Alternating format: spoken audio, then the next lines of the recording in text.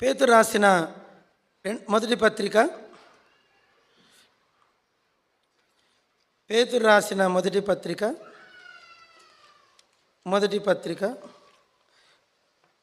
మూడవ అధ్యాయం.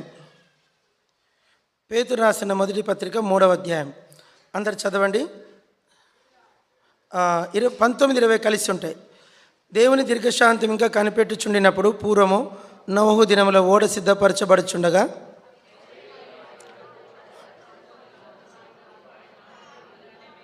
ఆ ఓడలో కొందరు అనగా 8 మంది నీటి ద్వారా రక్షణ పొందిరి.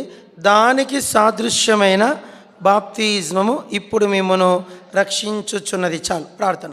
పరలోకపు తండ్రి, మేలుకై దృష్టించుము. చిన్నవాడిని పైనుండి మీ చేయబట్టుకోండి. కీర్తన 18:16 నెరవేర్చమని యేసుప్రభు పేరిట వేడుచున్నాం తండ్రి. అందరూ పలకండి. దానికి సాదృశ్యమైన బాప్తిస్మము ఇప్పుడు మిమ్మును రక్షించుచున్నది. బాప్తిజం మెసేజ్ అండి. క్లుప్తంగా చెప్తాను, కోప్పడకండి. అందరు చెప్పండి. బాప్తిస్మములను గూర్చిన బోధ. చెప్పండి. ఇప్పుడు ఇది బాప్తిజం గురించి మొదలు పెడితే గంటలు పడుతుందండి. అంత సమయం సరిపోదు. ఈరోజు రాత్రి సువార్త కొడుకు కూడా బాప్తిజం గురించే చెప్తా. ఏం చెప్తా? బైబిల్లో 12 రకాల బాప్తిజాలు ఉన్నాయి. ఎన్ని రకాలు? 12 రకాల బాప్తిజాలు. క్లుప్తంగా చెప్తాను, నోటికి జస్ట్ అన్ని హెడ్లైన్ చెప్తాను, అవసరమని చెప్పి ముగిస్తా. అందరు చెప్పండి. ఆదాము అవ్వల బాప్తిజమం, నోవహు కుటుంబ బాప్తిజమం, అబ్రహాము బాప్తిజమం, 40 లక్షల మంది ఇజ్రాయేళ్ల బాప్తిజం. ఎన్నైనా ఎప్పటికీ 4.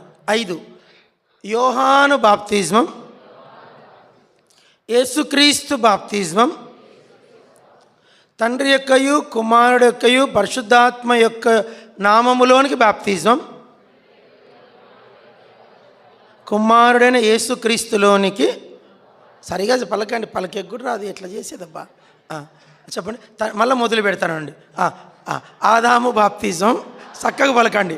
ఆదాము బాప్తిజం, నోవహు కుటుంబ బాప్తిజం, అబ్రహాము బాప్తిజం, 40 లక్షల మంది యూదుల బాప్తిజం, యేసుక్రీస్తు బాప్తిజమం, యోహాను బాప్తిజమం, తండ్రి యొక్కయు కుమారుడైన యేసుక్రీస్తు యొక్కయు పరిశుద్ధాత్మ యొక్కయు బాప్తిజమం, అగ్ని బాప్తిజమం, దినదిన బాప్తిజమం. 9 చెప్పాను, ఇంకా ఉన్నాయి 9 చాలు. అన్నీ చెప్పాలంటే ఇప్పుడు తెల్లారుతుంది మీకు. ఇప్పుడు అన్నీ చెప్పాలని అసలు బాప్తిజం అంటే అర్థం చెప్తా. అందరు చెప్పండి. బాప్తిజం అనగానేమి? ఏంటి బాప్తిజం అంటే? బాప్తిజం అంటే ఏదండి? సింపుల్గా చెప్తా. అది గ్రీకు నుంచి తర్జుమా చేసుకుంది. దాని పదం అర్థం ఏంటంటే పాతి పెట్టుట. చెప్పండి. బాప్తిజం అంటే ఏంది? పాతి పెట్టుట.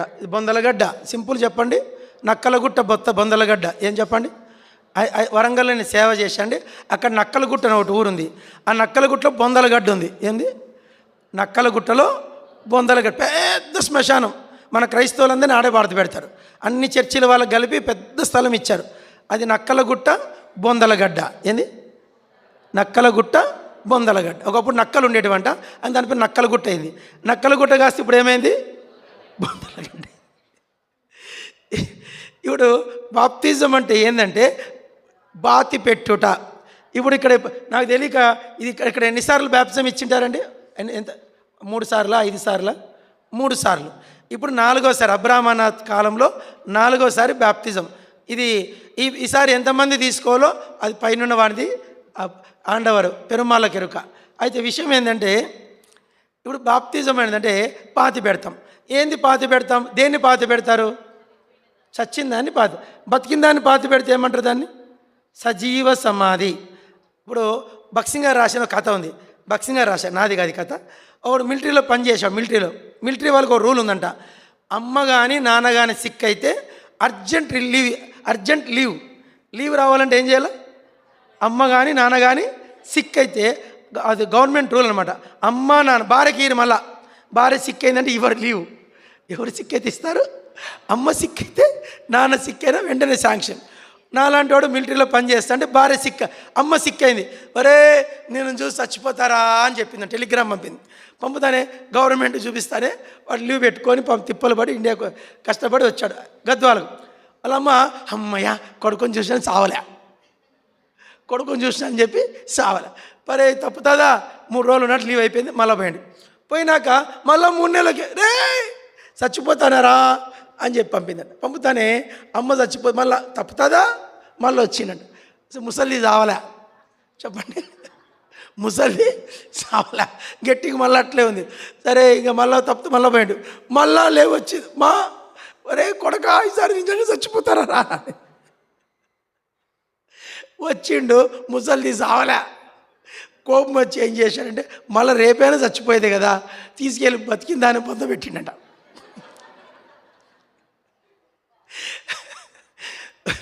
బతికిన దాన్నే బొందబెట్టిండంట. ఇప్పుడు గవర్నమెంట్ రూల్ తెలుసా, చివరి క్షణం వరకు ప్రాణం పోయేదాకా మనిషిని చనిపోయిన డిక్లరేషన్ వస్తేనే పాతి పెట్టాలి. కొంచెం ప్రాణం ఉన్న కొర ప్రాణం అంటారు. ఇప్పుడు చాలామంది బాప్తిజం తీసుకుంటారు సోగ్గా, ఏకం సోగ్గా, నేను కూడా తీసుకుంటా బాప్తిజం అంటారు.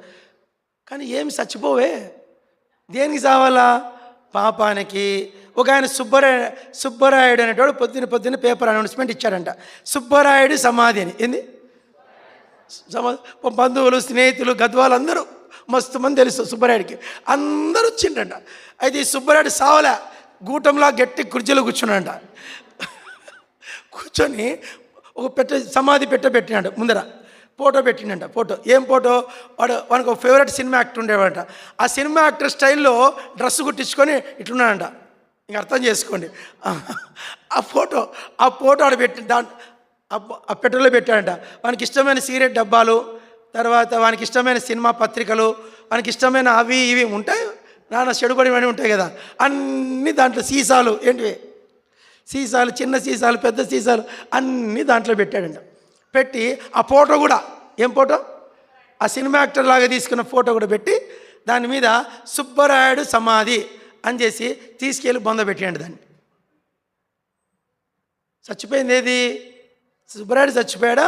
సుబ్బరాయుడులో ఉన్న పాపం చచ్చిపోయిందా? సుబ్బరాయుడులో ఉన్న పాపం చచ్చిపోయింది. లోకానికి ఇప్పుడు లోకంలో వస్తుంది, చచ్చినోడి పెళ్ళికి వచ్చిందే కట్నం. విన్నారు ఎప్పుడన్నా? చచ్చినోడి పెళ్ళికి వచ్చిందే కట్నం. చచ్చినాడండి, చచ్చిపోయినాక వానేమో సింగారం చేస్తారండి. ఒకసారి నేను మా బంధువు ఒక ఆయన చచ్చిపోయాడు, ముస్లిం ఆయన. చచ్చిపోతే ఆయన పక్కన ఫోటో సెల్ఫీ తీసుకుంటా అంటే ఆయన అంటాడు, రక్షణ బంధువు ముందులేండి అంటే అప్పుడు అంటే అట్లా నిజంగానే మా బావ చచ్చిపోతే, నేను స్టార్ట్ చేస్తున్నా, మా బావ చచ్చిపోతే ఆయన బొందలో పెట్టిన దానికి ఫోటో తీసుకుంటాను. ఆ ముస్లిం ఆయన అంటాడు, ఎందుకు తీసుకుంటానో దీన్ని తీసుకొని ఫోటో పెట్టుకుంటావా? దీన్ని తీసుకొని ఫోటో పెట్టుకుంటావు, ఎందుకు ఫోటో తీసుకుంటావు, పిచ్చి కాకపోతే మీకు అని చెప్పి తిడతాడు మమ్మల్ని, అందరం తిడతాడు. చాలామంది తెలియక చచ్చిన వాళ్ళు ఫోటో తీసుకుంటారు, దాన్ని తీసుకొని ఫోటో కొట్టుకుంటామా, ప్రేమ కట్టుకుంటామా? చచ్చిన దాన్ని అందరూ అసహించుకుంటారు. చెప్పండి, చచ్చిన దాన్ని ఏం చేస్తారు? ఇప్పుడు మన ఇంట్లో చచ్చిపోయిన ఎలుక ఉంది అనుకోండి, దాన్ని పెట్టుకుంటామా? ఆ ఎలుక చచ్చింది ఉంది, దాన్ని పెట్టుకుంటామా? బైబిల్ ఏమంటారని చెప్పండి అందరూ, మీరు పలకాల, మీరు కొంచెం ముందుకురా, మోహన్ మహేష్ ముందుకురా, దాయి కొంచెం ముందుకురా, కొంచెం ముందుకురా, అంజీ కొంచెం ముందుకురా, వాళ్ళకి గ్యాప్ ఇయ్యా, వాళ్ళకి దారి వెరీ గుడ్. అందరూ పలకండి ఏదో చెప్పాలనుకుంటే. మీరు మీ అపరాధముల చేతను పాపముల చేతను మిగతాది మీరు చెప్పండి. చచ్చిన వారే ఉండగా ఆయన మిమ్మల్ని క్రీస్తుతో కూడా బ్రతికి. ఇప్పుడు మనం ఫోటో దిగాలని ఎట్లా దిగుతాం? మంచిగా ఇట్లా పౌడర్ పోసుకొని ఇట్లా అనుకొని తలకాయ ఇట్లా అనుకొని ఫోటో దిగుతాం. కానీ దేవుడు ఫోటో కొట్టాడంట. ఫోటో కొడితే మనిషి ఎట్లా పడుతున్నాడంట? చెప్పండి ఎట్లా పడుతున్నారంట?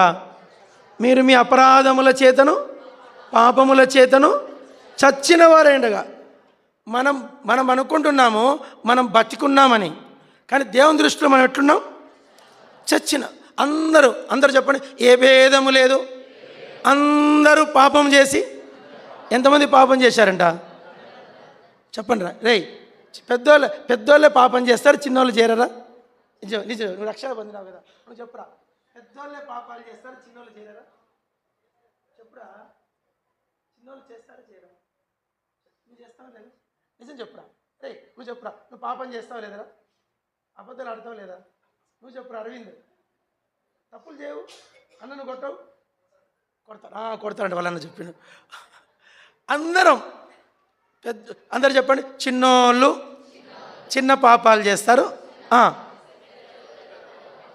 మనం చేసే పాపాలు చెప్తే అందరు కళ్ళు మూసుకుంటే చెవులు మూసుకోవాలి.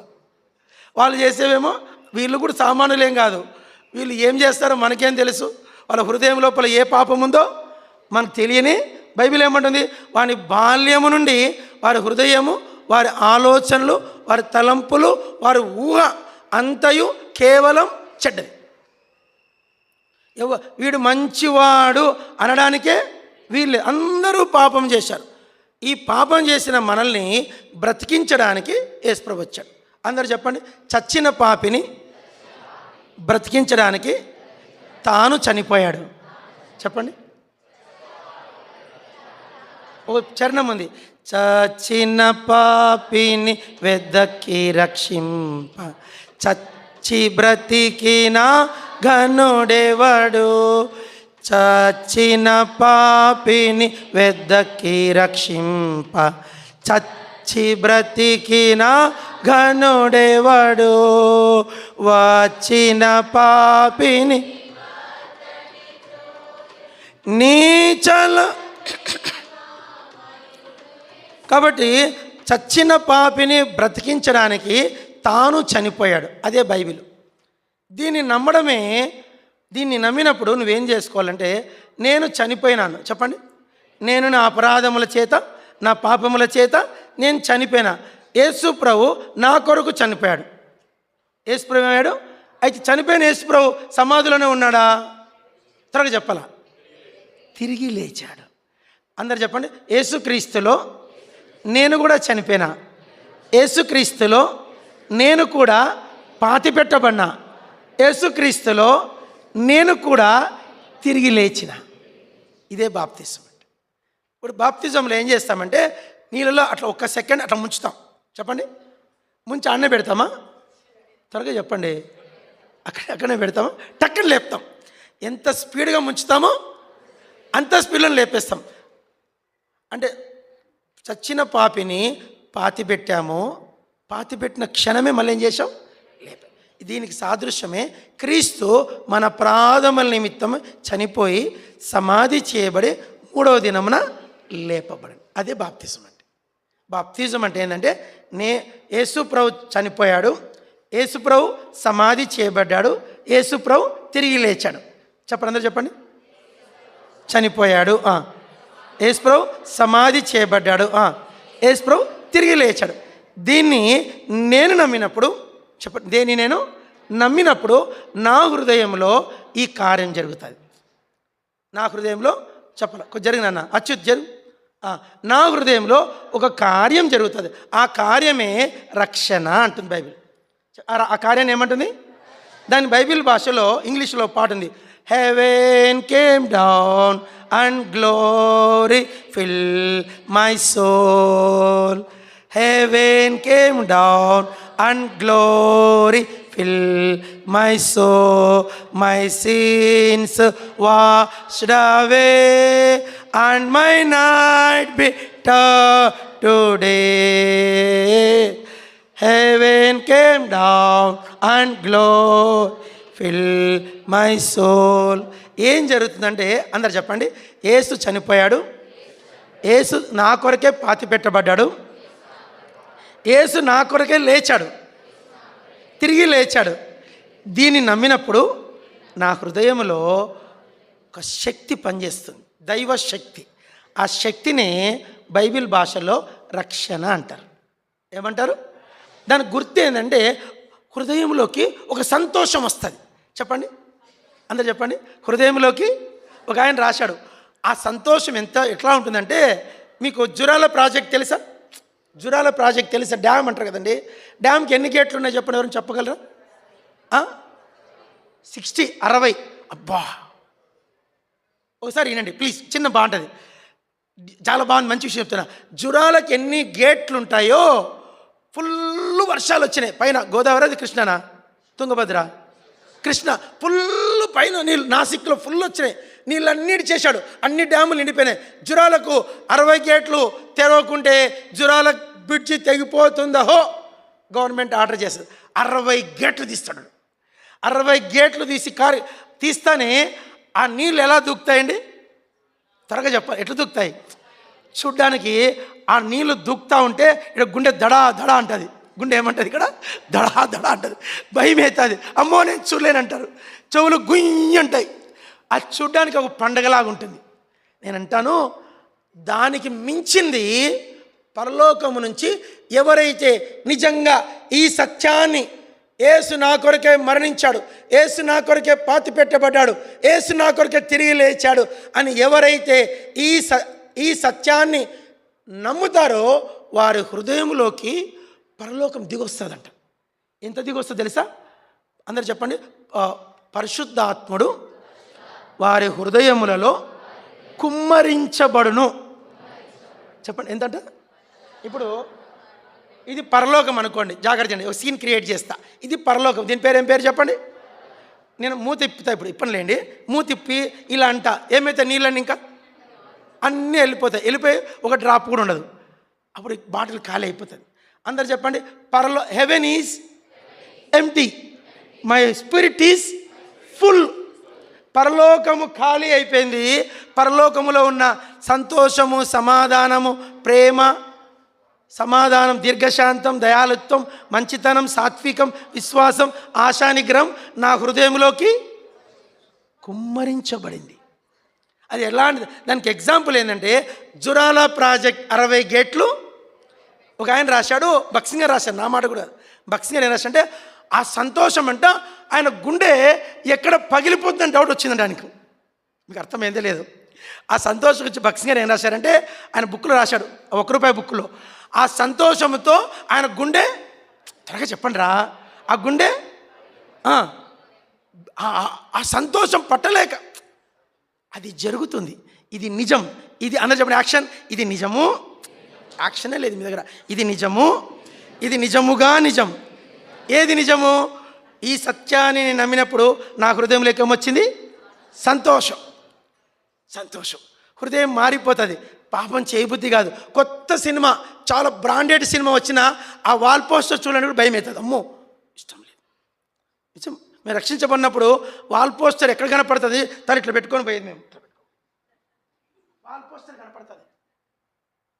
మా సేవకుడు అడిగాడు, రే ఈ వారం వాల్ పోస్టర్లు చూసిన వాళ్ళు చెయ్యెత్తామండి. అంకుల్ నేను చూడలేదు అంకుల్, చూడలేదు అంకుల్. ఈనాడు పేపర్లో సినిమా వస్తుంది, ఈనాడు సినిమా తెలుసా? అది చూడండి, అమ్మో చూడకూడదు కదా. ఆ పేపర్ కట్ చేసేవాళ్ళం. రాకముందే ఆ పేపర్ చింపేసేది. చూడకూడదు కదా. అంత నీతి హృదయములో కూడా చెడు ఆలోచనలు వచ్చేటు కాదు. మీ నంబర్ చెప్తే మీ ఎట్లా నమ్మ చెప్పలో. నేను ఎబ్రోన్లో సేవలో 9.5 సంవత్సరం ట్రైనింగ్ అయినా. 9.5 సంవత్సరం. ఆ 9.5 సంవత్సరంలో ఏ రోజు కూడా పాపములో నేను ఆనందించలేకపోయాను. పాపములో సంతోషం ఉండే. అమ్మో ఇప్పుడు గొర్రె పొరపాటున బురద గుంతలో పడుతుంది. చెప్పండి, గంజిపేట ఒక కాలువ పోతుంది తెలుసా, మున్సిపాలిటీ కాలువ. దాంట్లోకి ఏం పడింది? గొర్రె పిల్ల పడింది. అమ్మో నేను పడిపోయాను బే అని అరిచి, అమ్మో నేను పడిపోయినా అరుస్తుంది. అప్పుడు కాపరి ఏం చేస్తాడు? తీస్తాడు. అది ఒక మంచి పంది పిల్ల పడింది దెంట్లోకి, గంజిపేట కాలువలోకి. ఏం పడింది? పంది పిల్ల. ఎట్టుంటా చెప్పండి? గుడుగుడు అనుకుంటూ దాంట్లోనే ఆనందంగా, పరమానందం. అది అర్థం. విశ్వాసి పాపం చేస్తే దానిలో ఆనందించలేడు. అదే అవిశ్వాసి పాపం చేస్తే దాంట్లో అతిశయిస్తాడు. ఏమనుకున్నావురా, నేను 18 బీరు బాటిల్ దాకా కూడా తమకే వాడు అంటాడు, సాక్ష్యం చెప్తా, నేను 18 బీరు బాటిల్ దాకా ఎవడే కానీ గుర్తుపట్టేవాళ్ళు కదరా, వీడిని తాగాడని. ఇట్లే వచ్చాడు. బండి తోలితే కూడా వీడు తాగినోడు అనే మాట ఎవరికి ఫీలింగ్ కూడా, మళ్ళీ నమ్మగా వచ్చి బండి తాళం వేసి పోయి పడుకునేవాడు. ఏంది రహస్యం అంటే, దాంట్లో ఆ 18 బాటిల్ తాగడంలో వాడు ఆనందించి దాంట్లో ఏం చేసేవాడు? అతిశయిస్తాడు. దాంట్లో ఏం చేస్తాడు? అతిశయిస్తాడు. రక్షించబడినాడు, దాని వాసన కూడా నేను అన్న పేరు ఏఎస్ రాజు అన్న కొంతమంది బెక్కం పోయినాం సువార్త చేసి వచ్చేటప్పుడు దారిలో ఒక లిఫ్ట్ అడిగాడు. సరే పాప రాత్రి 9:30 10:30 అయింది. పాపం నేనన్నా ఆపండి అంకుల్, పాపం లిఫ్ట్ ఈ టైంలో అంటే, అంకుల్ నీకు తెలియదు అన్నా దీనికి ఏరియా కథ అన్నాడు. ఏం కాదు నేను ఉన్నా కదన్నా. వాడు ఎక్కాడు, వాడు ఫుల్ తాగినాడు, మాకు కనపడలే. ఎక్కినాడు, వాడు పెబ్బర్తి వచ్చేదాకా వాడు వాగుతాడు, దింపలేము భరించలే. వాడిని ఎక్కించుకున్నాం కదా, దింపగలమా? దింపలేము, బాగుండదు. వాడు మాట్లాడుతాడు, వాగుతున్నాడు, భరించా అన్న చూడండి నాని ఎంత పని చేసినావని ఏసురాజు అంటాడు. చచ్చినట్లు భరించుకొని ఎప్పుడెప్పుడు వస్తుందా పెప్పర్తని వస్తే అయ్యా నిద్రపోయిండు, మేమే లేపి దింపి పంపించినాం. దానికి దీనికి తేడా. ఒకప్పుడు దాంట్లో 18 బాటిల్ తాగి ధైర్యంగా నేను 18 బాటిల్ తాగినా ఏం కొంచెం కూడా కిక్కు చూడరా ఎట్లా చూడరా. నేను రా 400 ఏంటంటే వాడు 500 వాడు ఇంతకే నేను 400 తాగినారా ఏందిరా నువ్వు తగ్గలేదు అనేట్లుగా దాంట్లో ఆనందించే పాపి మనం. ఒకప్పుడు పందిపిల్ల, ఇప్పుడు ఏమైంది చెప్పండి? ఒకప్పుడు పందిపిల్ల కానీ వాళ్ళు చెయ్యెత్తండి. నేను పందిపిల్లనే కాదు, పుట్టినప్పటి నుంచి గొర్రెపిల్ల అంటే చెయ్యెత్తండి. ఏమయ్యా ఒక్కడనే ఎత్తాడయా? అన్నీ పందిపిల్లలే. అప్పో దొరికిపోయారు. యేసుప్రభు అదే రక్షణ అంటే. రక్షణ అంటే ఏంటంటే పాపములో మనం ఇంకా ఆనందించలేం. చెప్పండి అందరు చెప్పండి. పాపములో మనము ఆనందించలేం. పాపం మన చుట్టూ ఉంటుంది కానీ దాంట్లో మనము ఆనందించలేం, దాంట్లో మనము సంతోషించలేం. ఇప్పుడు గతములో చేసిన ఆ పాప శరీరాన్ని పాతి పెట్టడమే బాప్తిస్మం. ఇప్పుడు చచ్చిన నెలకి ఇంట్లో ఉంటే ఎంత అర్జెంటుగా పాతి పెడతామా? అరే ఈరోజు బిర్యానీ తెచ్చుకొని తిందామంట అంత ఇంట్లో ఎలుక పెట్టుకొని చచ్చిన ఎలుక పెట్టుకొని బిర్యానీ తెచ్చుకొని తింటామా? ముందు దాన్ని కడిగేసుకుంటామా? అదే బాప్తిస్మం. అందరు చెప్పండి, ఎంత త్వరగా వీలైతే అంత త్వరగా బాప్తిజం తీసుకుంటే చాలా మంచిది. దాన్ని ఎంత త్వరగా శుద్ధీకరించుకుంటే అంత. దీని కొరకు మనకు దర్శనాలు రావాలా, యేసు ప్రభు కల్లో కనపడాలా. ఒక అక్క నాకు రాత్రి యేసు ప్రభు కనపడ్డాడు, అబ్బా నీకు కనపడ్డాడు అక్క అని భయపడిపోయి నాకు ఇంతవరకు కనపడలేదే అనుకొని నీకు అంత ధన్యరాలు అనుకున్నా. పొద్దున్నే పోతా ఉంటే ఇంత ఆకు నాకు నమిలి బుగ్గను పెట్టుకొని పోతుంది అక్క. అరే సాయంత్రం ఏమనింది? యేసు ప్రభు రాత్రి కల్లోకి వచ్చాడంట. అరే మంచిదే కదా. మళ్ళీ పొద్దున కల్లా ఏమైంది? ఇంత ఆకు ఒక్క నములుకొని పోతాను. నేను అనుకున్నా నీకు కనబడింది యేసు ప్రభు సైతానా అన్న. ఒకసారి మార్టిన్ లూథర్ గారికి యేసు ప్రభు కల్లోకి వచ్చాడంట. అయితే మార్టిన్ లూథర్ చూడగానే ఆ కళలోకి వచ్చిన యేసు ప్రభు చేతుల్లో గాయాలు లేవంట. చెప్పండి ఏం లేవంట? అంటే కనబడింది ఎవరు? యేసు ప్రభువా? యేసు ప్రభుకి గుర్తులేంటి? గాయాలు ఉన్నాయి. ఈ దూతకి ఏం కనపట్లే.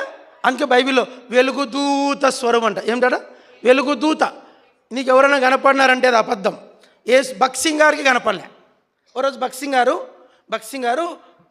ఓ రోజు అనుకున్నాడు నాకు యేసుప్రభు కనపడాలనుకొని ప్రార్థనలో అంట. ప్రార్థనలో ఉంటే నైట్ అయిందంట. గదిలో ఒక చిన్న వెలుగు వచ్చిందంట. భక్సింగ్ అనుకున్నాంట, అబ్బా యేసుప్రభు వచ్చి అనుకున్నాంట. వెలుగు పెరుగుతూ ఉందంట. తీరేలు చూస్తే అది ఎన్నెలంట. ఏందంట? అరే వెన్నెల వెలుగును పట్టుకొని ఏమనుకుంటా భక్సింగ్ గారు? యేసు ప్రభు వెలుగు. అట్లుంటుంది మన కథ.